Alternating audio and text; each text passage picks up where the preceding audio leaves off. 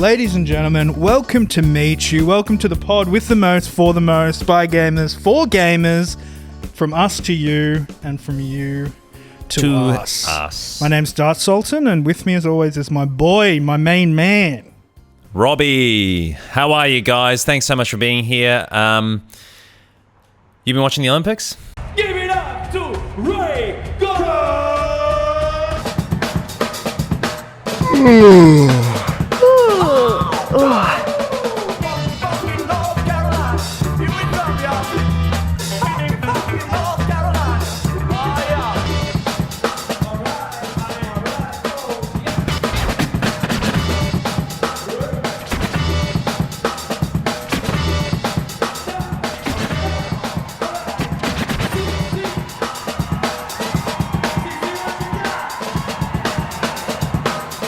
My only interest about this is I want her to feel foolish. It's interesting. I sent it to my good friend and housemate Will, the video, and he responded, "How fucked is it? We need to rally around her." So I think Will and I exist at the opposite end of a spectrum here. Right. Because every time, I was anticipating him to love that phenomenon recently where people dance and sing about what they're wearing, like little Bob and a blah, blah, blah, little Liquid Death in a podcast. Yeah, because this guy Tao Lin tweeted about it, saying how much he found joy in it, basically, defending it. And I sent it to Will thinking that, because he writes kind of similarly, I feel like, Will, about stuff. And I feel like he might have had a similar opinion. And he said something like, "This almost killed me," like how much it depressed me. Like, and I too have that opinion. It's a very it's not interesting to say, but it's depressing now. There was a 12-hour window where it was fine, and I think that's where most of the videos were produced, in that 12 hours. Yeah. It's like the other one where they put did you see the my name's Patricia and I'm putting in Snickers into the candy bowl. I'm Zach. I brought the bowl and jelly beans. My name's Lab. I brought Sour Patch Kids watermelon and Raisinets. My name's Pojo. I brought Betty Crocker Parlor Perfect Rainbow Sprinkles and Good and Gather Lemon Poppy Seed Cashews. My name's Emil. I brought Reese's. And I brought Reese's. And they're in a line, and each person contributes something to the candy bowl. So all the people doing everyone who did that did the candy bowl one as well. All those office people won. They would each contribute to this candy bowl, and then it started to be, and then it was like people with a disability doing it too. People with a disability can do whatever the fuck they want, but I always wonder who's behind the camera and who's orchestrating it. Saw this video last night of Colin Farrell, that famous actor. Yeah. Yeah. His son apparently has Angelman syndrome. Sounds like one of the better ones. I think it's similar to cerebral palsy. It sort of is. It's often misdiagnosed because they have similar characteristics. Okay. And so a lot of the milestones that we take for granted are a lot more difficult for them to achieve. Like walking and stuff like that. Things like that. And so he's come out with People magazine, an open-hearted, just revealing that that's the case for them. And obviously it's not within the scope of his son's capacity to determine whether that's okay or not. So he has to make the call about whether he is forthcoming publicly about this and what the benefit of that is. And, I think in terms of how that sort of declaration can go in terms of a PR thing, I found it to be on the better end of things. He seems to be very well spoken about it, and I think it's coming from a right place, which is essentially in America, when you get to the age of 21, a lot of the support that you're afforded is just immediately taken away. So I think the basic thing is he's trying to put awareness out there so that old people, beyond the age of 21 with Angelman syndrome and similar can get kind of care. Okay, sure. But the celebrity open house PR thing, the water is so muddy with those that do it for the wrong reasons, I guess. Yeah, it is interesting. I think it's a case by case. It is, yeah. So the Smiths, Will Smith, nah, not okay with it. Fuck every one of them. We watched a video recently where on his YouTube, which is great to explore, where he gave a he did the philanthropic thing where like all these famous YouTubes, they will film themselves gifting things to homeless and all that sort of thing. So he got on the phone on a Zoom call with this African guy that had, I think, done a bike ride for charity. Yeah. For like his local region. They needed stuff, and he kind of helped out in some way. Will got on a Zoom call with him, learned about his story a little bit, and had his team provide this kid with, funnily, Dart said at the time when it was coming in the room, what's he going to give him? Oh, yeah, the thing that he already has, a bike. Gave him a bike. It's the one thing he fucking already has. It's the one thing this kid has. And it's so funny. Drinking water. Fucking another bike. Wow. Yeah. Wow. This is nice. This is nice bicycle. You see it? Very nice. This is nice more than my bicycle. What is it with rich people not knowing what need is? And, I got a laptop and stuff. He got him a laptop. Got him a laptop too. And speaking of irredeemable pieces of shit, I've been going to F45 recently. Let's start talking about myself now. I've been going to F45 recently. And you were saying it had quite a middle-aged energy about it? Yeah, for sure. So when F45 first opened in Australia, I remember it was like, it's really fucking hard. And they would push you and it was like boo boo boo.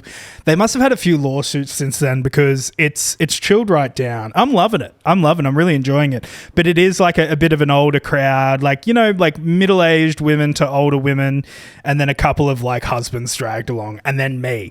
Each class, they do a different class like every day. So Monday, for example, I need to book in a class that I'm going to do, and the class is called Miami Nights. And then and like they have all these whack names, and then like one's called Deuces, and me and I've got a couple of friends that go, and we're just like, what is the inspiration behind these names?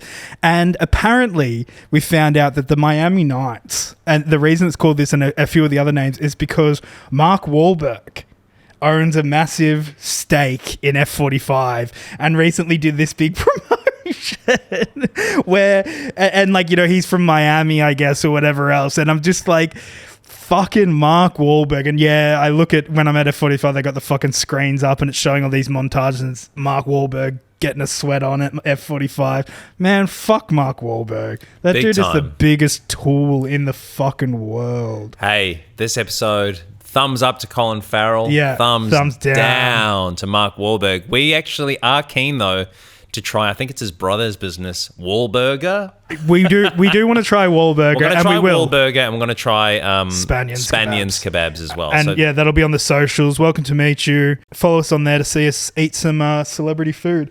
yeah. But and then we're talking about Mark Wahlberg. We do have to bring up the fact that when he was young, he threw bricks at minorities. He Allegedly. no, not allegedly, proven in court, and okay. And he also assaulted an elderly Chinese man so badly that he lost sight in one eye, and he's tried to bury it. Google it yourself now. He did those things, and I'm not saying you should hold the crimes of a young man over him for the rest of his life. But what I am saying is I have no real empathy for someone who tries to bury those crimes, and their sudden change in, their life journey has been from assaulting minorities to hoarding massive amounts of wealth as a celebrity. That to me probably is enough evidence that this guy's a irredeemable piece of shit. Doesn't wash for you. Yeah, I don't give a fuck about that. So like, if good on Wahlburgers, good on F45, make your money, but everyone just be aware Mark Wahlberg threw bricks at minorities when he was younger. And please also be aware that he said if he was on the plane during 9/11 that it wouldn't have happened because he would have stopped it. And you can Google that too. I didn't know that. Yeah, he really said that. That's wild. Yeah, he had to come out and apologize about it. Mark Wahlberg is apologizing for comments he made about 9/11. The actor told Men's Journal he was scheduled to be on the American Airlines flight from Boston to LA that eventually crashed into the World Trade Center. Obviously, he never got on that plane. But Wahlberg went on to say had he been on board with his kids, that plane would never have gone down because he would have given a good fight. Now, that sparked outrage among the victims' families, and now he is apologizing, saying the comment was ridiculous to begin with, and to suggest he would have done anything differently than the passengers on that plane was irresponsible. I saw on Reddit recently, unverified, but I've heard that a similar anecdote about Jack Nicholson, that I think he bludgeoned a sex worker to within an inch of her life. Come on, man. Don't bring it up about people I like. Damn it. Allegedly, and it's been so successfully swept under the rug that obviously nobody knows about it. And also the other bizarre fact that I've heard about him is that his sister was in fact his mum. The person that he thought was his sister for quite a large portion of his life turned out to be his mum. Were they Catholic? Don't know. I haven't looked into it enough. I just was like, yeah, that's a very Catholic shame thing to happen. I know a few people where that's been the case. Okay. Yeah. Wow. So there's that. Full on. What else has been going on? Well, I do find it interesting how those of note not carrying the weight of certain things that have happened to them is really interesting to me. One thing that we're talking about recently was Kevin Parker, Tame Impala. There was this horrible fallout with his manager who was like stealing hundreds of thousands of dollars from him. Yeah. Which I think a majority of people wouldn't know about. No, I didn't. You told me. And he handled it so, like, just managed to sidestep any of that coloring his story. Yeah. Which is amazing. So too was he, and I found this really interesting too, in the Slow Rush process, the creation of that album, he was making music in the hills of California or something. A big earthquake or some sort of natural disaster engulfed his Airbnb and he had to like flee and it destroyed a bunch of his gear. But like that was sort of brought up as a part of the story of the single that he was talking about at the time. I can't remember which one it was. But like he kept going, nah, it had nothing to do with the music. Like kept denying it, and it successfully has become not anything to do with the album at all for people. I kind of fuck with this. It's like, nah. It's like, does it matter where you record the music? No. Like, I love it. I find it really interesting. Yeah. Like he famously has that really beautiful property now that he recorded in a speaker at, like the Wave House, I think it's called. It's got this incredible oceanic vista. Yeah. And there's footage of him recording in a speaker, sort of like standing on the balcony, like looking out. Yeah. And then he'll release the album and it'll be like, yeah, that was beautiful. Did you ever get like lost in that, or do you reckon that influenced the music? He's like, it was nice, but nah. Like basically, I find that really interesting. And constructing a story, which is what we were talking about last Patreon episode, Gamer's Delight with Mitch. Yeah. We were talking about how Kanye is not larger than his story as much as he wants to be. Yeah. And we were remarking recently as well privately about how fucking smart celebrities are when we know them ubiquitously, how actually smart they have to be to get there. Yes, absolutely. And it's something that I think people don't think about enough. Yeah, for sure. The one that's captured my mind recently has been Anya Taylor-Joy. Oh, and how really? she has just managed to. Yeah, because like when we're talking about like how smart you have to be, like how image conscious and the team has to be able to, in today's day and age, Anya Taylor-Joy has carved a path where she's like a celebrity of old. She's like elevated, you know what I mean? She's like ethereal and she steps no wrong. Every celebrity these days is so hell-bent on trying to be, I'm the every person. Hey, look at me. I'm on social media. I'm doing the dance that everyone's doing. I'm doing the fucking dance. Whereas Anya Taylor-Joy is doing, she's a celebrity. You only ever see her in these fucking gowns. She always looks amazing. Repping Tiffany. And people are enjoying that about her, I think. I think people are liking her and her owning that celebrity status. And I think that's smart. And then I think an example of someone trying to cling to the ways of old is Katy Perry coming out with that single and being like, we're all women. We're all mothers. It's like, Katie. We're bored of that now. I love the diss of that particular song being like the kind of song that you'd sing to your dog. Yeah. You know, it's the kind of song you'd come in the door from work and it would be all excited and you'd be like, you know, she's so strong, she's so strong. How does it go? Brave and confident. Yeah. She is heaven sent. Don't you reckon you'd pick up the dog's hands and you'd... She's So strong. so smart. Yeah. She's a winner, champion. Yeah. It's the funniest call. Have you been watching the Olympics? I don't really care that much, but the Australian flag, it's rare to see, because Australia Day is not something that those in polite society say anymore. No. Let alone celebrate the flag of. Yes. And so to have that on the global stage and for uncontroversially everybody wearing it in a way that we absolutely wouldn't otherwise, it's bizarre to see. Wow, that is a very interesting and what I would think is obvious point. Yeah. So we like it there. Apparently we love it completely we're all on the same page, apparently. I'm not, maybe because I'm not online heaps, like maybe I'm missing out on some sort of discourse. I'm sure there's discourse about this that certain people are not on board with it, but I do find it weird. I think it is very weird. Why do you think that would be? I don't know how I feel about it. I'm confused about that. I would think because we don't care about the Olympics, we don't care about the minutiae of that thing we don't care about. Yeah, true. So Olympics, I think that would be a disingenuous to care to then be thing. like, hey, Right. true. The Olympics I was talking to a mate, like when they come on, I enjoy it. I think it's cool. I think I like the basketball was on. I was watching that at the pub the other night, which was fun to watch. And it's interesting. I all those acrobats and all that fucking whatever they do, cool. And hey, a few hotties as well. Something for everyone. I think you sent me a meme,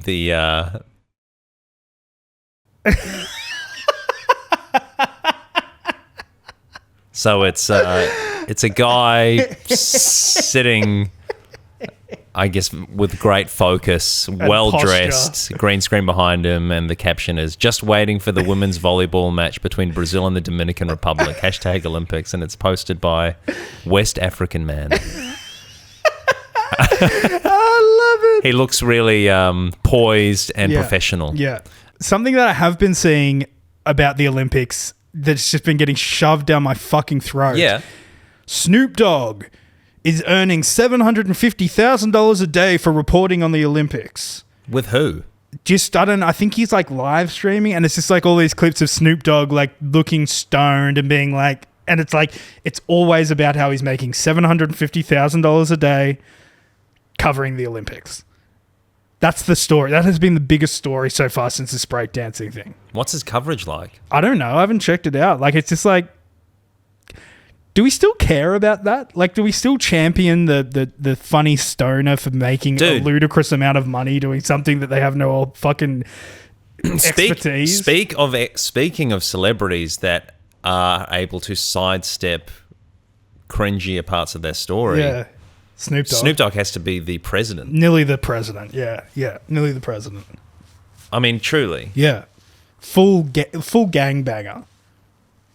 And made pornos. Can do the lamest shit ever relentlessly. Yeah. And still hold his head high. He seemingly has integrity. I think he's an example of how we like to see people make money.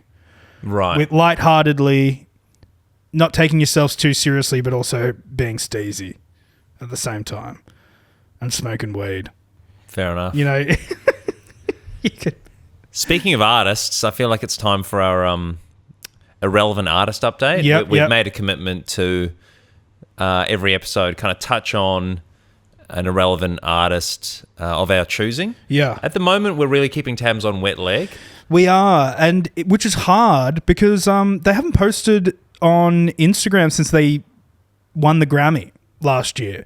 I think it's so funny. I think that would have been a considered choice given how feverish the coverage of their journey was, and they thought it wise for their longevity, I would guess, to just stop posting because everyone else was posting about them enough. But what I will say, and what I want everyone to know, is that artists who don't post on social media, but then you see that shit about them all the time, they feed that to other accounts to post on their behalf because it's not cool to post on social media. And I fucking resent that. Post your own shit. Be honest. Like, you know, you're not cooler than someone because you won't, oh, yeah, I'm just the biggest fucking band in the world. And Instagram, what's that? I don't spend time on that. It's like, yes, you fucking do, you chimp. Well, speaking of that, we saw something on Kings of Leon's Instagram. We did. I need to get my phone. That is a self-posted thing that I think is worthy of our attention right now. Yeah, so we're keeping updates on... We are going to keep you updated on Wet Leg whenever we do have an update. The update from last Patreon episode was that they did a supremely lackluster cover of Charlie XCX's 360. Yes, exactly. At, I don't know where it was. Somewhere. Drop down, yeah, with the confession. Stylish, maybe tears are wrong. Drop down, yeah, looking like an icon. Work out, 360, but in the mirror, you like me see. When you're in the mirror, just looking at me. I'll never let you say yeah. So that's what they're up to, and we will keep you abreast of their goings on as things happen. And Kings of Leon in like the... Who first did the read mean comments thing? Was it Jimmy Kimmel? Kings of Leon have done this themselves over their new album. Their new album's called Can We Please Have Fun, right? It is. Okay, so the new album's called Can We Please Have Fun, and we're going to see. We're going to see. At the comments. Elevator music, it sucks. Oh brother, this album stinks.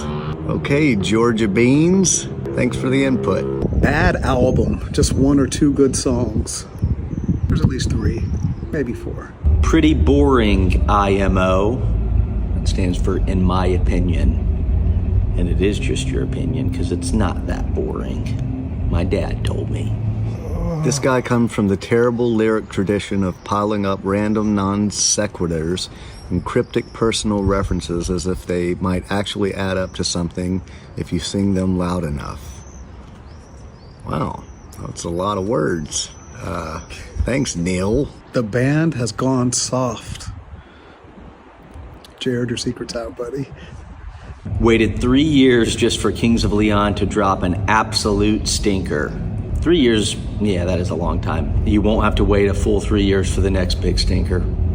Promise you that. I know I shouldn't be surprised, but this new Kings of Leon album is bland as hell, except for Hesitation Gin. All right, well, there you go. You heard it here, folks. Check out the Not Bland Hesitation Gin at the link. All right. I got a few questions about Kings of Leon. Are they Scientologists? Christian. They speak like Scientologists. I think their story is that they are the sons of like a preacher or something, and one of them's a cousin. And what is it with celebrities when they do this thing? It'll be like, hey, you're the biggest piece of shit that's ever walked, and I wish plagues upon you and all your offspring. And they'll be like, yeah, right. Thanks, Neil. Thanks, Peter. Like, it's like the biggest burn to like Well, it's just because they are of such a stature that they don't want to punch down. Yeah. Sorry. Yeah. That's all it is, but it makes for a... Do you think that's good content? No, it's fucking unacceptably bad content, and it's so fucking lame, and like it's embarrassing as fuck. It is a boring album. What? You've listened? No. Don't need to. They're way past it. Don't need to. They're actually an example of a band that actually, you know, I'd be interested in a solo thing of, you know, of the singer or something. I don't know, like I just... Because you've really enjoyed them in the past, haven't you? Yeah, their album Only by the Night, I mean, like everybody. Was that the That's Twilight one? Sex on Fire. Right. Use Somebody, Be Somebody. I think, honestly, give it a go. Only by the Night, fucking, it actually goes really hard. When you skip Use Somebody and Sex on Fire, it's like a really great listen. Those songs are just too ubiquitous, I feel like, at this point. Where they just, you can't listen to them when they come up on the album. You can't even hear them. You actually can't even hear them. They're just like, oh, fuck. Right? Yeah. Yeah, no, you can't be doing that. So I've got great respect for like what they've done. There's a lot of really creative, like instrumental choices in that album in particular. Interesting backstage footage of them making it or whatever, like in the studio, where it's clear, I suppose, differently to Drake's recent drop of like his studio kind of footage that seems really boring. I think some really fucked up dynamics at the time of them making Kings of Leon making that music. Really, it looks like what? Well, it just looks like this singer's got some really unflattering alcoholism happening. So don't knock it, you've been here before.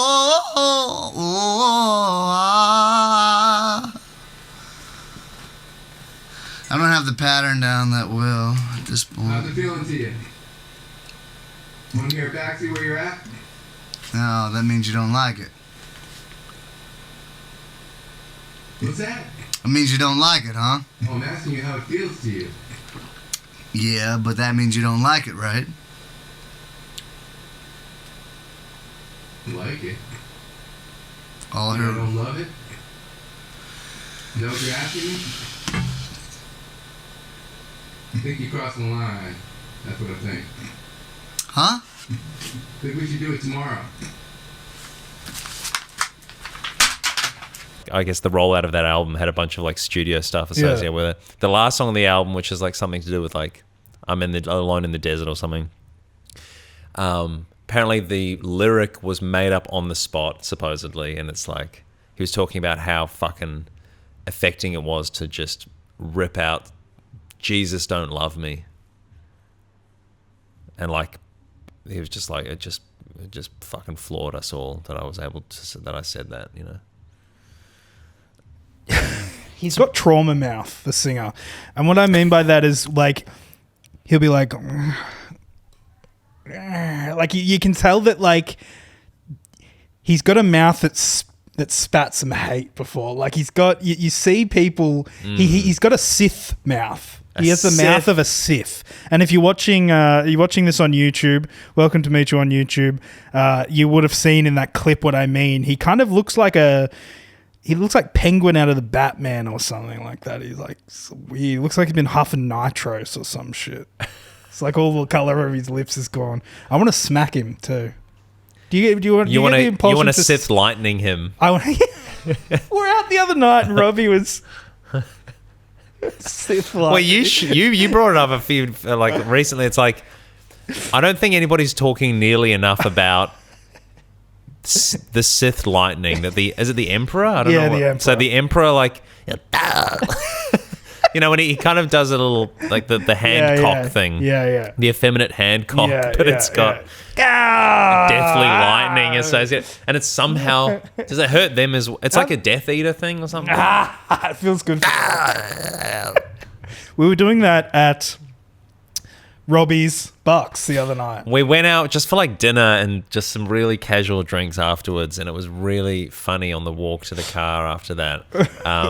Dart just goes like, "Hey man, like, is it alright if that's kind of your bucks?" Which I'm in the middle of organising. Retroactive gifting has to be one of the most pathetic. Robbie was talking about how fun a night it was, and it was all these people we got to catch up with that we hadn't been able to for a while. And it's just like, yeah, it was good. It was. Is it good if that could have been your bucks? And maybe it was. Trying to get their approval on it, and oh yeah. Do you want to know that's your that was a fun night, wasn't it? Is that alright if that's your birthday present? We went to this pub and we walked in there and it was a weird vibe. It stunk of the strongest smelling cheese. Yeah, fucking reeked. Like nauseatingly stinky, this pub. We were trying to take a panorama photo and we were each going to the end of the circle of friends to repeat ourselves in this panorama photo. Maybe we can include it here, maybe not. There was this woman in the pub who was on a date behind us and we didn't know, who was photobombing the photo. And then Sophie, our good friend and host of RML, was the one taking the photo. And at the end, picture yourself being the photo bomber and picture hearing this. We're in a fairly empty pub and Sophie goes, with no humor in her face, we've got to take it again. There's a woman behind you and she ruined it. She did, blank face, she did.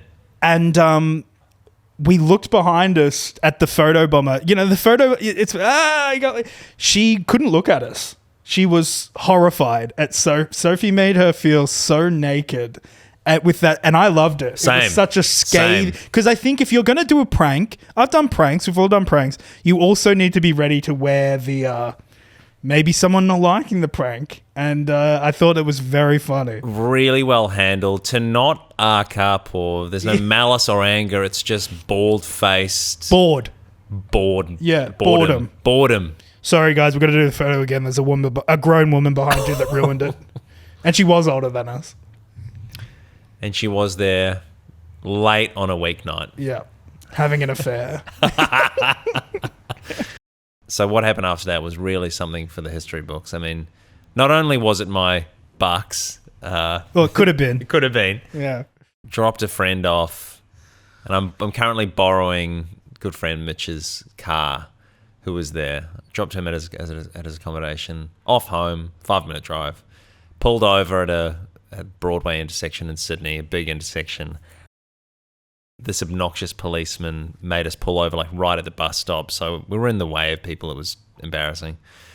Drink test, drug test. I was clean. Comes back. My license is 1 week out of date. Did you know? No clue. Who does? And now I fucking do. The fine is $600. $600. And I've been breaking financial glass that I've never thought possible recently anyway. So it was insult to injury. We need the pod to take off. More than ever. Yeah, we need it. We need it to go viral. Yeah. Yesterday. Yeah.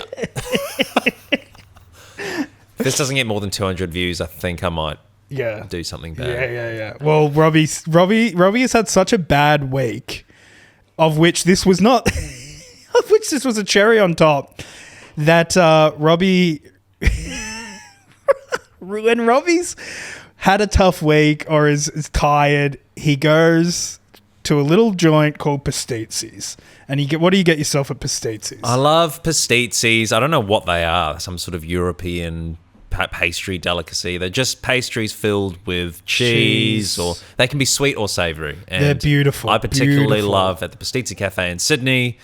There's two there. They do these eggplant and bocconcini pastries, caramelized onion, spinach and ricotta, fucking Mexi beans. Yeah. It's all good, man. It's all good. But I love going there, especially late at night, because, what usually would get you the amount of money, $10, you can get a whole fucking box because they're chucking them all away. And it's a little hack and that they fill this box. They fill it up. That's really kind of me to share that with you, because I don't think many people know that. And I was having a party here one time, and Robbie dipped because he was hungry, and he came back with one of these boxes. And it's a room pleaser, I'll tell you that. It's awesome. It's like the most comforting food ever. Love it. Nice and crispy, warm, nourishing, delicious. Not that great for you, but it's a treat, right? So it's a treat. So I'd had a shitty night. I decided to walk past through Newtown to find it.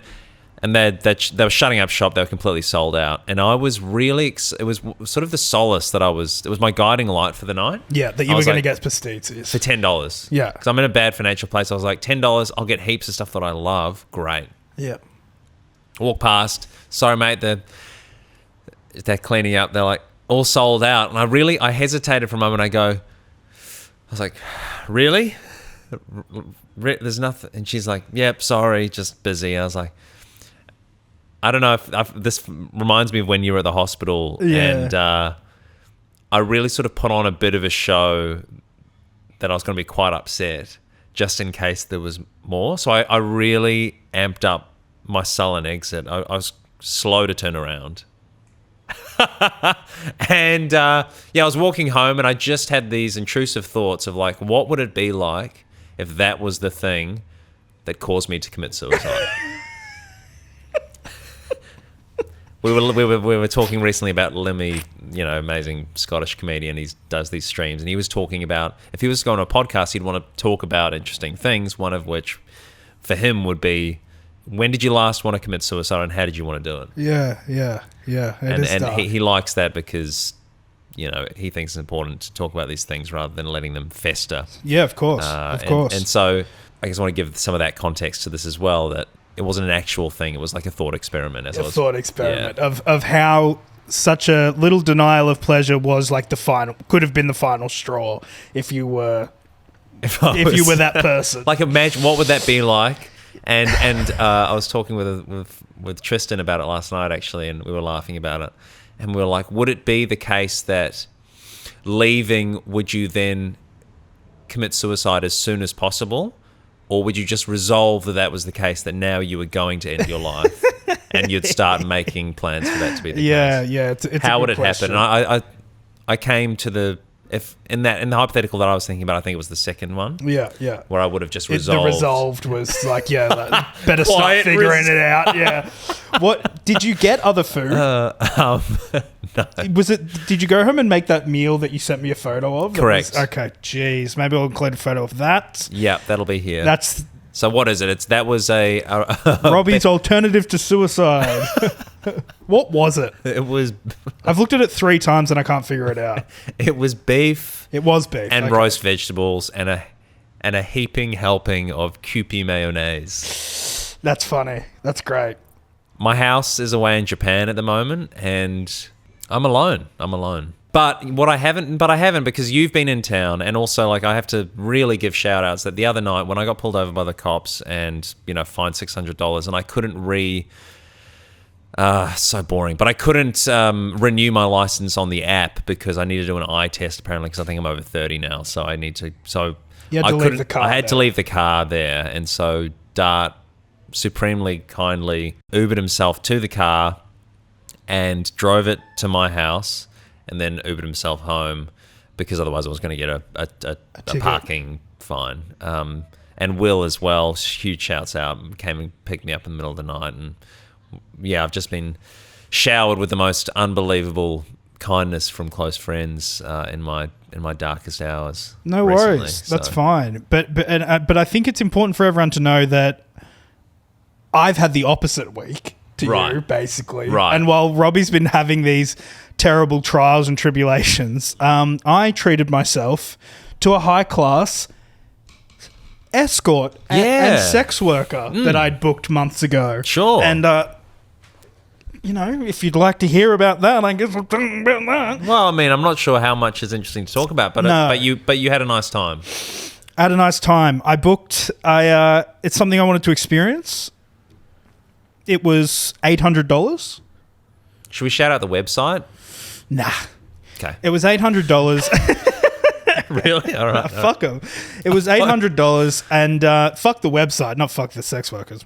If you pay the right price, come on, man! It's a comedy podcast, huh? Woo! And we, cheers, and we, yeah. So I booked a escort, a sex worker, and it was before we went out for dinner and with those friends of the night that Robbie got the ticket, and half the people at the dinner knew where I had been and half the people didn't know, and we decided not to bring it up. But because you have to pick your audience. You have to pick your audience with those kind of things. Although I kind of don't, I mean, we were talking about this. I don't really think that you know, with fucking in our early 30s. Yeah.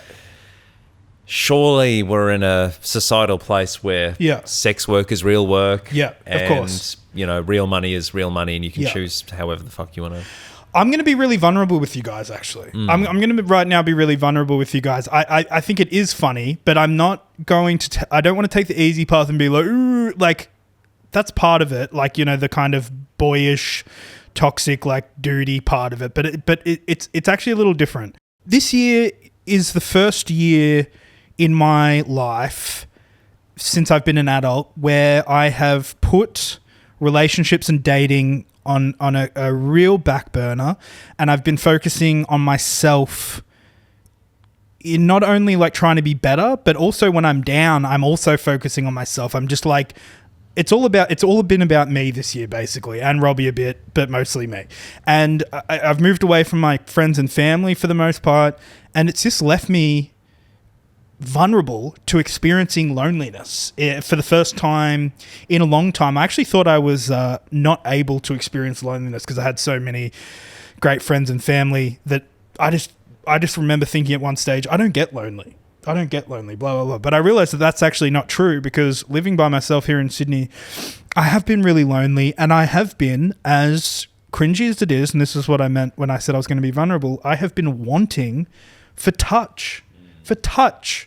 I didn't realize how much I needed touch, loving touch, and going without seeing many people or having a girlfriend or whatever, and I'm sure some of you guys listening to this will fucking resonate with this. You crave that. You need that. It makes you happy. It makes you grounded. It does for me anyway. It makes me feel the way that shit makes you feel. And if you don't have it for long enough, it leaves a fucking hole. It was the experience that I was after. Yeah. And it was awesome. And I left feeling incredibly fulfilled. So That's a beautiful thing. message to you, Piss Cult, my message to you, both women and men, is do not discredit the work and the value to yourself of putting your pride aside and any preconceptions you have and treating yourself, because it fucking works, man. Or trying something new. And trying something new, because I didn't think that anything other than like I didn't think if I was going to pay for a service like that it was going to give me what I needed, and it did. And I feel very empowered and content that you found it more fulfilling than the cheaper alternatives that you've been engaging in recently as well, right? Absolutely. Yeah, two different things. Yeah. And it was fucking dope. So, drink from the fountain of life. That's not the only thing that's happened this week. No. And then so... I was meant to have a conversation with you yesterday morning about something, and so I texted you to call me when you were up. I didn't hear anything until I tried to call you at 3, nothing. Another text, are you all right? I got a text back at 4 p.m. saying, I've been up all night, slept all day. Do you mind if I call you in the next couple? And then I didn't hear from you until 9 a.m. this morning. Yeah, I had... So I went on Friday night with a buddy of mine, which it was supposed to be a smaller night. We went to the Chippendale Hotel here in Sydney. And this is our friend Nick that has a podcast about party scenes. Yes. So you can imagine the kind of kerosene on Dart's inclination to stay up as humanly possible. So we fucking we went to this gig. We went to it was a hardcore gig, a band called Spy.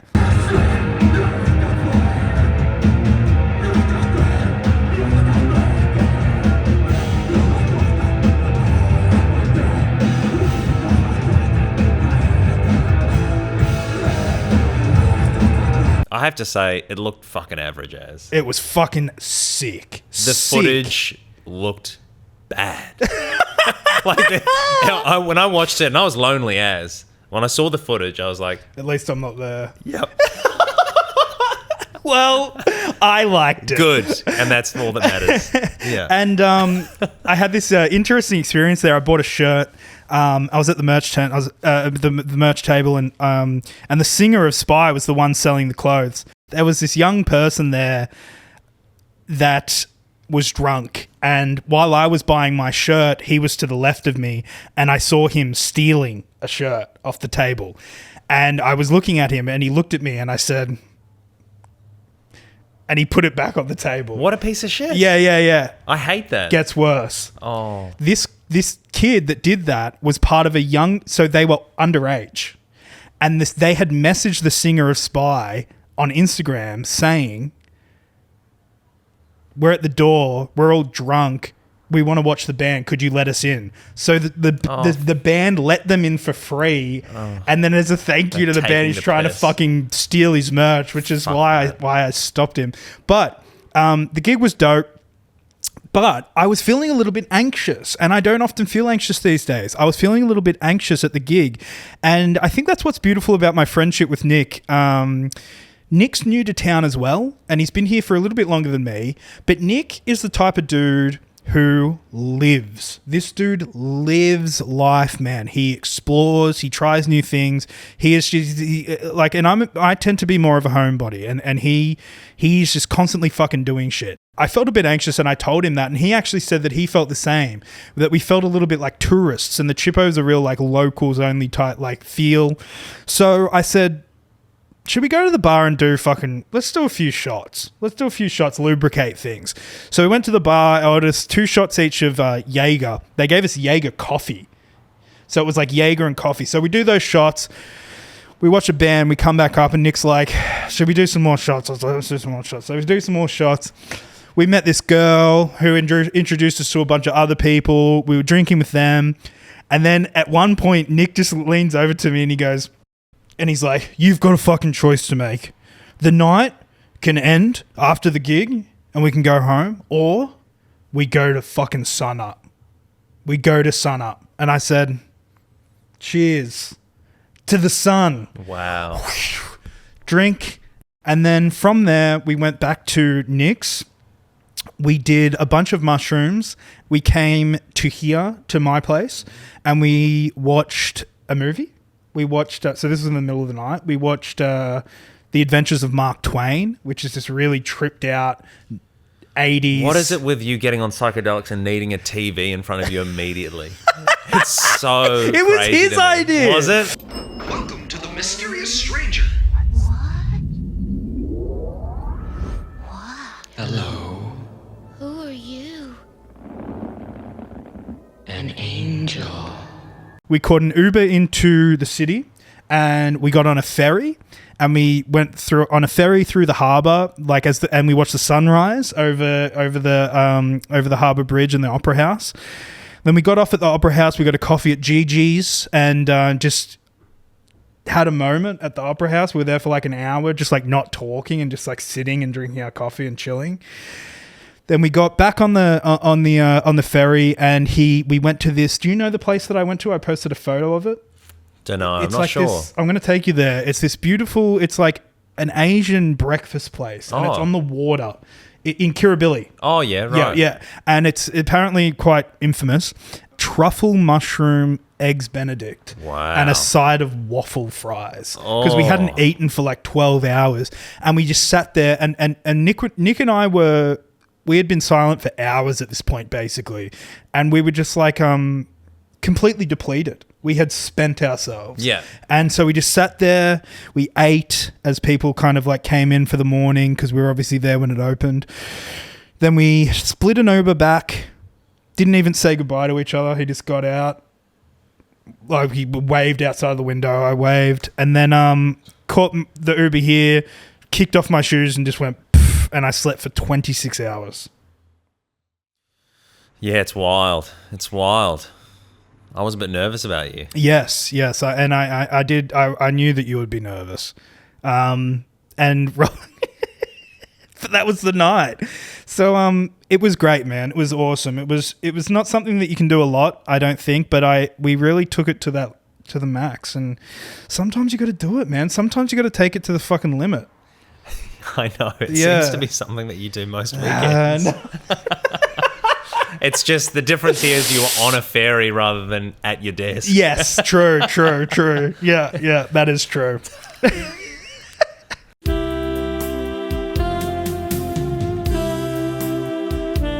In terms of celebrities and their stories, J.K. Rowling is also of note, has completely derailed any of her legacy by being just a transphobe, essentially. Yeah.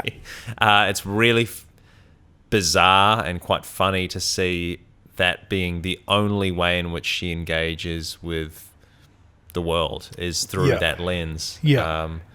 When you think of the wealth that she must have and what's at her fingertips to be doing with her time and her influence, and this is how she chooses to do it, it's kind of beyond belief. And why it has been brought up again and is kind of being discussed is because in some recent posts, people have noticed what they believe to be behind her, a terrible case of black mold. which has led to people hypothesizing that the reason that J.K. Rowling has had this fall from grace and has been, so transphobic and said all these things is not because of anything to do with a poor character or hateful ideologies, but rather because she is experiencing the effects of black mold in her brain. She's diseased by black mold. Which is the term has been coined Moldemort. I like that. Moldemort, which I think is quite clever. Yeah, it is. And it's got to the point, so people have started noticing this somehow because she's done kind of appearances online from her home or something, and so people have noticed it on her wall.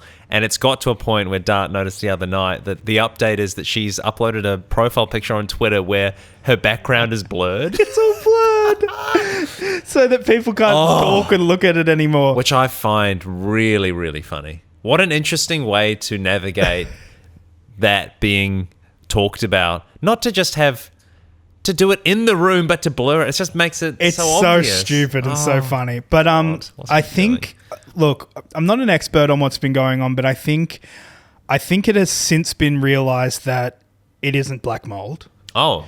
And that what it is, it was actually a blurred wallpaper effect. Oh.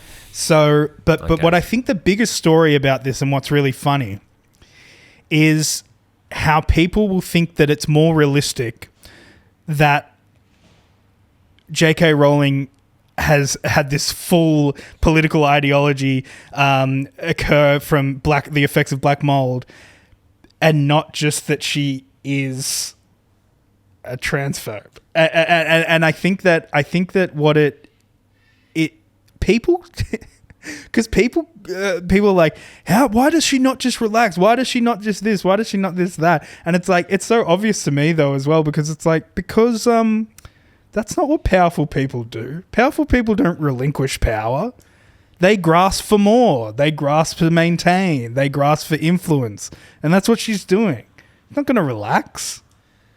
As much as you might think that it's smart to, and in fact, one of the founders of BlackBerry, it's revealed at the end of that movie, it's just like real life, but he's quietly apparently one of the richest people in the world because he sold his shares at the time when at the height of that power kind of thing, because he got kind of let go. And I saw that and I thought about J.K. Rowling, and I thought, what an incredible life it must be to be quietly able to do anything you want. Yeah. I just think that would be so awesome. Yeah, it'd be awesome. And like how batshit it is to do anything other than that almost. Yeah. Thanks so much for being with us. You can sub on the Patreon if you like, and thank you so much if you do so already. Link will be in the description. Every couple weeks, new stuff for you. Instagram, TikTok, all that kind of stuff. We don't tweet at the moment, I don't think. No, we have a Twitter. Maybe we should tweet. Maybe we'll start tweeting on the episode that we are talking about J.K. Rowling. Yeah, exactly. Actually, do you know what we should... I think... that I'm just putting this out there, but I think our Twitter should maybe be only updates about the irrelevant artists that we want to touch on. That's funny. So maybe you'll see kind of our curated Wet Leg and Kings of Leon and other sort of information about that. I don't think any particular... it's not going to be a hateful angle or anything like that. It's just keeping you abreast of where they're at. Yeah, that's right. But we hope you guys are doing good. Thank you for listening. Peace.